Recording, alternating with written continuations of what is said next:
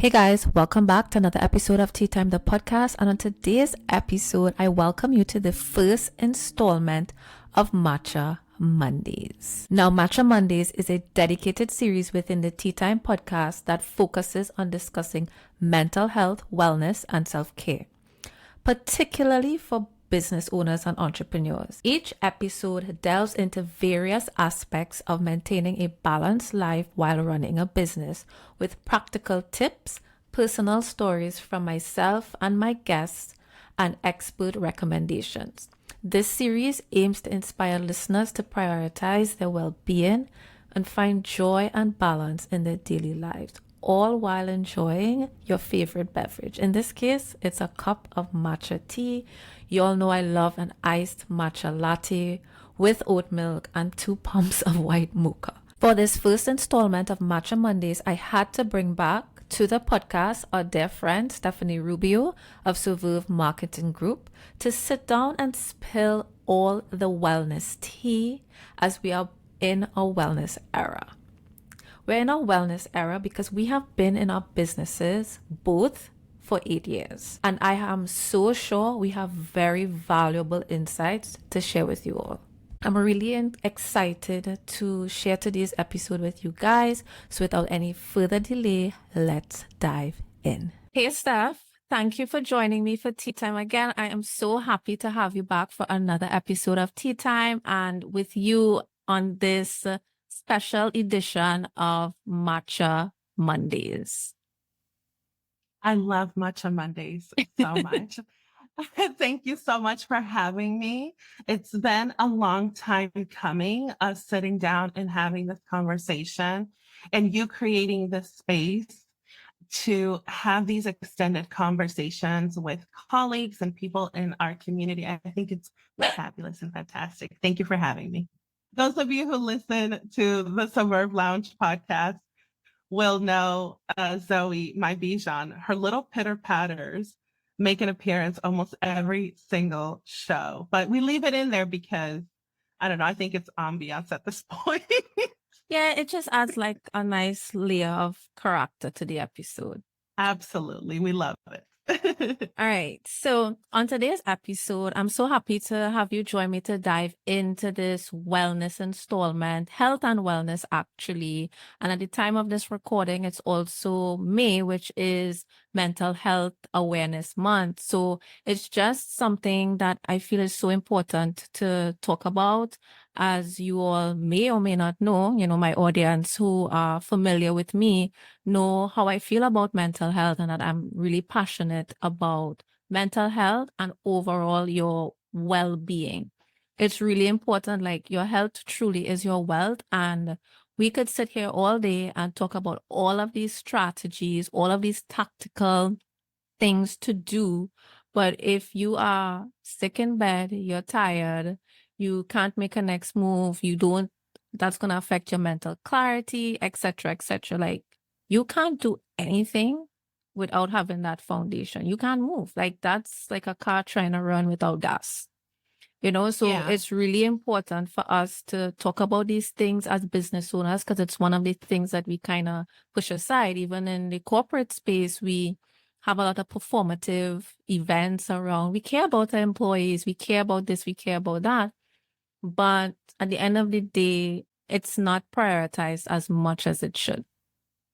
Yes. 100%. And yeah, and I think, we talk a lot about mental health and the importance of mental health awareness, but we don't really bring forward the conversation of how it affects our physical health and how all of that ties in together in helping us show up, not only for the business, because my newfound, I want to say, path in business is really identifying it's really a goal, is to really identify that how this passion now fits into my life.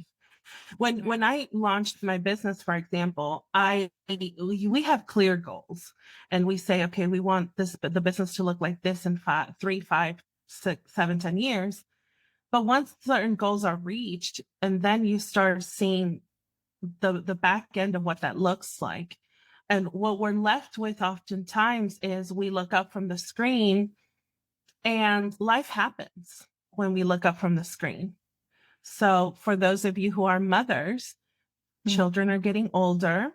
Those of us who are in relationships, our partners are also going through their own experiences, whether they are entrepreneurs as well, or in the workforce, if they, if they're going the corporate route, life happens around us as we're Yeah. building these businesses. So for me, for example, and if this could be even an extension of my own episode that where I shared a lot of the experiences that I had post COVID, I remember right away feeling very unhealthy. I came out of that situation feeling very unhealthy. So I took a look at what I was doing after building the business. And I thought, the business is no longer my number one priority. And I know that's tough to say in our space Yeah. because it just sounds like for a lot of folks out there, the business is their number one priority.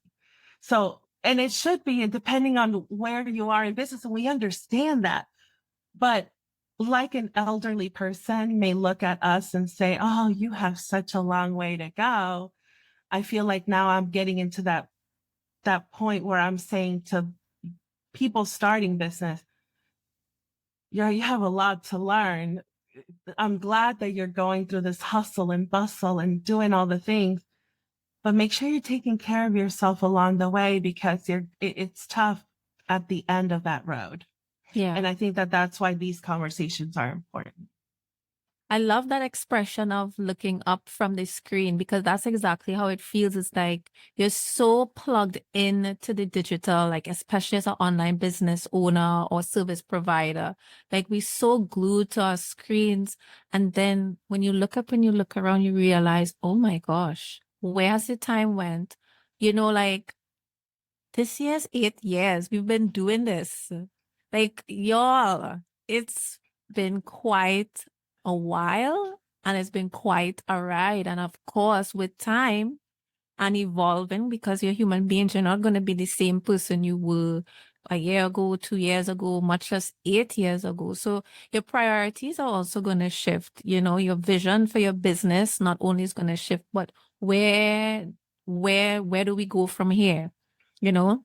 And it's been a moment now I've been, already thinking about what's the next phase, People don't even think about things like exit strategy and, what's next. So, Yeah. Yeah. I think yeah. a lot of people in our space don't really even consider retirement. I know for myself, Oh, I'm yeah. on the older spectrum of millennials. I'm an older Mhm. millennial. So for me, I am considering what's going to happen in the next 10, 15 years and how my business will look like at that time and what will happen next.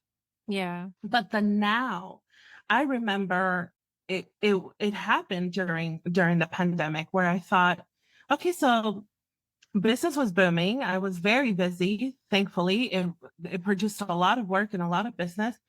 But I also felt very creative and I needed a creative outlet outside of all of the stress that the business was causing. And so Mhm. for me, that's where I thought for my mental health, I need to start other hobbies. My business is not my hobby. It's fun. Like we get so passionate about our businesses We enjoy it. and We there's so enjoy it. much to do, right? There's so much to do every single day. And we've talked about this offline always, where there's always something to do. The It's website's always never something. done. I was now gonna say that, like, I'm working on updating my website, revamping it. It seems like it's a completely new business, so to speak, compared to how many years ago. And I was just there sitting, doing my thing. I was like, oh, I just really remember how much I enjoy this. Yes. And we love it. And we love connecting with our colleagues and signing up for all the things. And of course, I'll hop on your show and your podcast and I'll be part of your webinar and master. And you're so busy. So I Mhm. thought I need something. This is not my creative outlet. This is my business. I cannot just be doing this 24/7. And that's when I started to implement hobbies. Like Yeah. what happened to hobbies for Fun. for fun Yeah. that don't have to be monetized. Doesn't have to be monetized. Okay. Yeah. I actually That recently had an epiphany. Sorry. I just decided, you know what? I really need to have a hobby that has nothing to do with money. Like it just really clicked. Like I knew this like logically, but it just went a layer deep. And I was like, I think I just want to paint because when you're an entrepreneur, it just clicks. Oh, I could make this and I could sell it and then I could this. And in that moment, I just wanted to paint because I just want to feel the bristles on the canvas and that texture, like how it feels. Like it's so therapeutic, and just to look back at the beautiful art afterwards. I dabbled in a lot of stuff. I got back into ceramics during the pandemic and I loved it. I started making candles. And then I found myself that what I really enjoyed was being in the kitchen, cooking. Oh, The something right. Yeah. Yeah, so that's where a lot of cooking comes from, and the baking, which I've always cooked a lot and I've always baked a lot, but I started to really use it also as therapy because something about following those steps and slowing down, like with Slowing baking, down. Yeah. baking slows you down. You cannot take the You cookies can't out of rush the it. oven.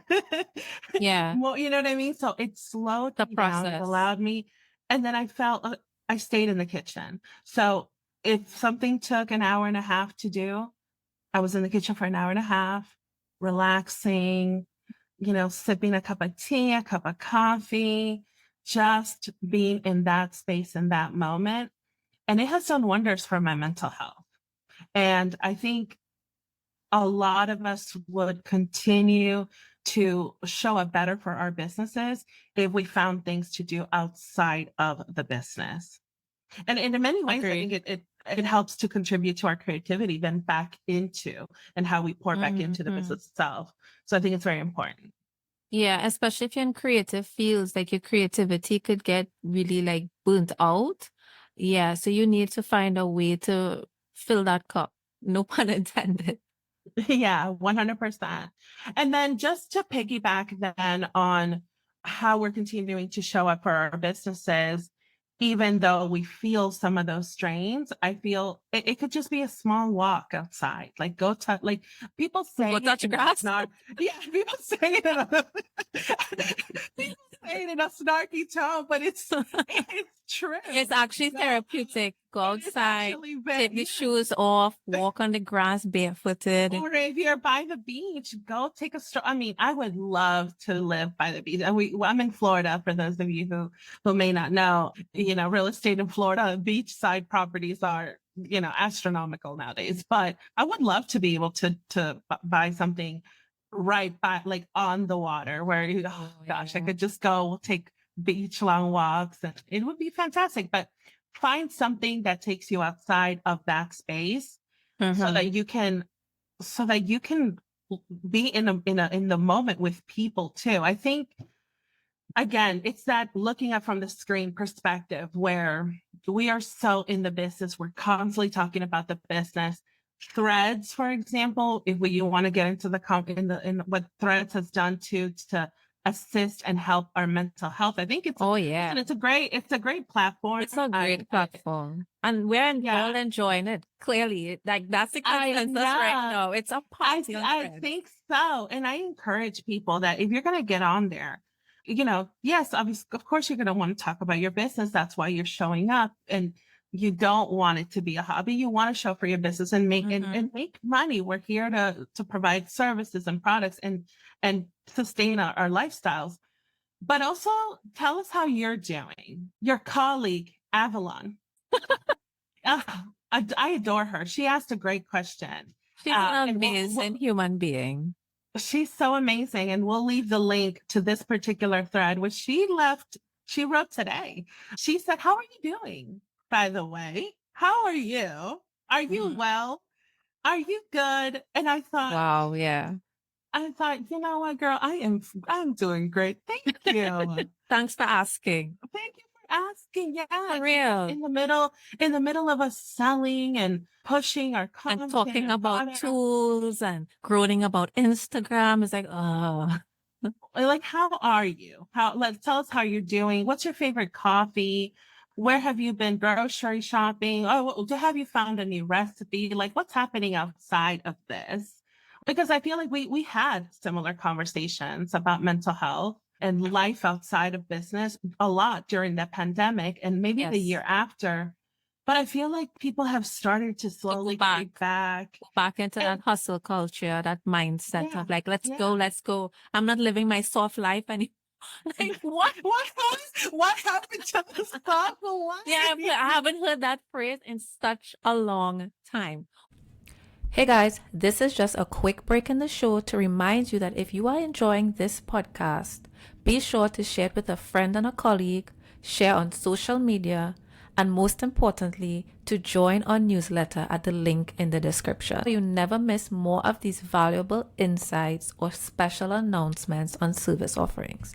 The newsletter is your one-stop shop essentially on staying connected outside of social media. So let's get back into this episode. Only Oh my those who God. are true to this lifestyle, I hear it because it's like as like I was reading a newsletter from Nisha Woolry today, and she's all about having like a slow business and ease and flow and all that stuff. And she said, for those of us who are soft lifers, it's like, wow, we are soft lifers because I haven't heard that phrase in a long time, and we still about that life. But Yes. my issue with the online space is that it's always an extreme and it's always a fad. It's either we are extremely like hustle culture, go get it, wake up at this time and read a book and do this and run 10 miles. And then we're on the other end of the spectrum where it's like soft life. I'm in my soft life era. I'm this, I'm that. And it's like, no, it's about balance. That's what I stand for around here with, match, whether I call it Matcha Mondays, whether it's tea time, it's all about balance in my business. It's what I stand for. It's my ethos. It's my values. It's about being able to build a sustainable business from both a financial perspective and also from an energetic perspective. Like if you are just running yourself into the ground, that's not sustainable either. So Mhm. like we had to find a balance. And Yeah, we have to find a balance. And I'll have you also add a link in the show notes to a great colleague of ours who is she consults now mostly bigger corporations and does Mhm. strategy for bigger companies. But when I worked with her, one of the things that I was struggling with as a consultant, she consulted me in my business, and she said, you're struggling to figure out the timeline, what days I'm going to do meetings, what days I'm going to work in my business, what days I'm going to do the back end stuff, and et cetera, et cetera. And she said, and I see that you want to fit a lot of things during the day, but you are mostly more active in the evening. oh, So then mhm. work in the afternoon and evening. And little by little, I work towards that.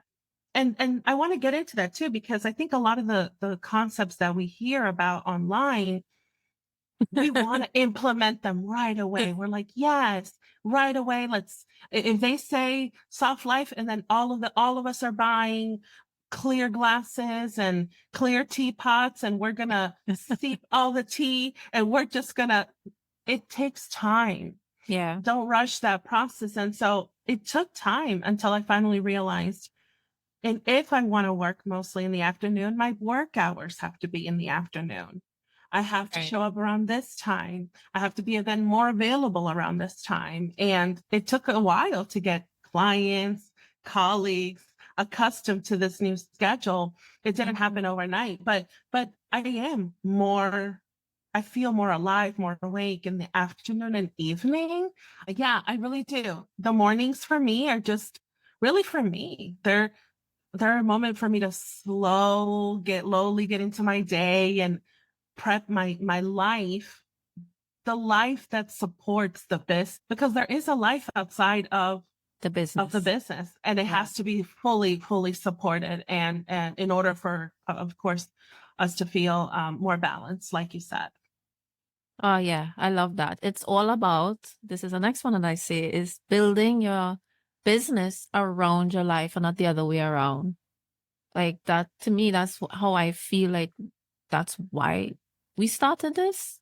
So that we Yeah. don't have to like, fit our life outside of the 9 to 5 hours. Like we could decide, hey, I'm not saying I'm not going to work. I'm not going to say I'm not going to be a productive human being in society. I just want to be able to craft what that looks like for me. Yeah.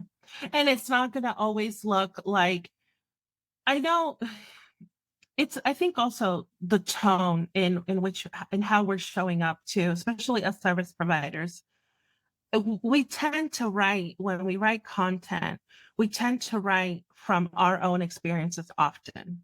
Mm-hmm. And that could be very detrimental in our space, because as service providers, we don't always realize that our clients are not always showing up as we showed up when we were ready to take those steps of X, Y, and Z. So I think people have to remember, when we're writing content and we're making recommendations about how people should move in business, Yeah. you cannot tell people, oh, waking up at 5 a.m. is the best, and this is like the way to do it, and eat the frog in the morning, and then, so that some people just are literally miserable in the morning. They do not like the morning. They don't do well in the morning. Don't force it. Don't Yeah. force it, because I see the content. And so when you're taking advice from people about how to go about business, especially with whatever you're trying to implement, take it with a grain of salt. At the end of the day, you got to do what's best for you and your business. Mm-hmm. If waking up in the morning is not going to be beneficial to what you're trying to achieve, don't do it. Wake up in the afternoon. Wake up in the morning, but then show up in the afternoon. Yeah, we don't have to see you until 1 p.m. in the afternoon. You do not have to show up cranky on stories every day, because people can tell. People can tell when you're just and there's nothing cute about it. Listen, I saw a post today. You do not have to force it. I know people say you have to show up even when you're drained and when you're with no energy. You still have to. They call it discipline. Really, no, you do not. Don't do that. Don't do that, because you're going to end up begrudging the business. You can show up in other ways. Write a newsletter. You don't have to show up in camera every single day if you don't like it. I feel like I'm in my era of doing more things that doesn't require me to show up on camera. Like I can't, like, I could do it. I love the video, but for some reason, I just feel like, I don't know if it's me getting older. I think that probably has a lot to do with it. I just don't feel to be like on. And I just feel really drawn to just focusing on blogging, writing emails. Like that's something I could do at any time of day. I could do at 1 o'clock in the morning and publish and schedule and all of these things. And this doesn't have to force me to just, do my hair and look a certain way and speak a certain way and show up with a certain energy. And like, I am looking for different strategies right now that doesn't require me to have to be showing up daily on stories and video and reels and it's you want low lift things that are still going to push the business forward, but they don't require a lot from you, whether it's financial, it could be energy wise. I had a conversation in stories a couple of days ago, because I was telling people, again, just an example, you don't need an opt-in. I feel like a lot of people feel like they need a downloadable PDF in order to access. You are going into some tea there. They don't need an opt-in. So how are they going to grow their email newsletter? People just go on the newsletter. People just go on the newsletter. you write it, you put an opt-in form. But what I'm saying is you don't need a freebie XY download of 50 pages, of 25 pages, of 10 pages. What is a 25, and this is a side note because we're getting off a tangent here, but what is a Yeah. or 100 page PDF Oh gosh, going to that's too do much. going to do for a business where you're, let's say the lowest package that you offer is $3,500. It Yeah. doesn't really. Yeah, What are it's you a going to do mismatch. between the free? Yeah, what are you going to do between the free and the $3,500? Nothing. So I say just put in an opt-in form and just say I send out an email every whatever, and this is the insights that you're going to get, and it's fabulous and wonderful, and that's it. But you don't need a freebie downloadable. So that's a conversation that I had because this colleague had, the post was this frustration that she was feeling with all of these things that she was doing for this often downloadable freebie that she had created, but nobody was buying, but everybody liked the freebie, but nobody was buying. And that was the disconnect. So what I Definitely. told her was the following. I said, you're doing so much for the community. You're showing up in threads, you're showing up in stories, you're showing up in the feed on Instagram and then all the other platforms, LinkedIn, Facebook. You're doing YouTube videos every 2 weeks. You're writing newsletters every week, sometimes 2 a week. That's a lot of free content. Yeah. So what else do you want to give the people? What else do you feel you need to give in order to close? It comes down to being a lot more intentional and strategic about your efforts. Because a lot of people believe that more is more, more is more. And that's not the case at all. More is just leading you to burnout. 100%. And I think a lot of us, and I put myself in that pot because back in the day when I was doing social media marketing and management, which the agency no longer does, we were putting out the content pieces where we were telling people you have to show up in stories and you have to write X amount of posts and you have to make sure everything is scheduled. And everybody remembers, I don't know where those posts have gone, but there were a lot of posts in the sphere where they were saying, well, you can write a year's worth of social media. Oh, yes. I remember those posts. In 30 minutes. Wow. Oh, it was like content for 30 days, 30 days of content in half an hour kind of thing. And it's fantastic. What I'm saying is all of that is misaligned. And I feel like if people really look at the data and the numbers and they said, this is the content that is helping me push my business forward. I'm going to focus on that. That's going to free up all of this space. I'm going to go ahead and take a yoga class in the afternoon or a yoga class in the morning. I love that. It's so that I free up all this time so I could go take a yoga class. And that's how we need to think, to be quite honest. That is really how we need to start thinking. Yeah, so I can volunteer, so that I can just sit with my thoughts. I sit with my thoughts. I love that. I think we talked about that in the morning. Like sometimes you just literally have to just sit with a cup of coffee and not speak to anybody before you start. How many people have time to do that nowadays? Not a lot of people. I know a lot of people aren't doing it, but if you start practicing a lot of these mindful things and being more in the moment and present, you're going to start feeling that weight and that pressure. And that's when you start identifying, wait a minute, I'm spending way too much time doing this and it's not helping the business anyway. I'm burnt out. I'm stressed out. The clients are stressing me out. This is stressing me out. That is stressing me out. Let me figure out because if you're constantly doing, and now, like the new fad, which I love, but I can see it as a trend, is Notion. I will have a convo on that at another time. But again, I see it and I'm thinking, I know that's got to be stressing some people out because and this is why I don't join the Notion conversation because it is a great, fantastic platform. It's a great platform, but it's not that simple. It's not that simple. No. To make it work for your business, you need to give it a lot of love and a lot of time. So I'm thinking, dedication. I hope these folks are not not sending out newsletters instead of fiddling with a Notion dashboard. I hope people are not doing this because it doesn't make money.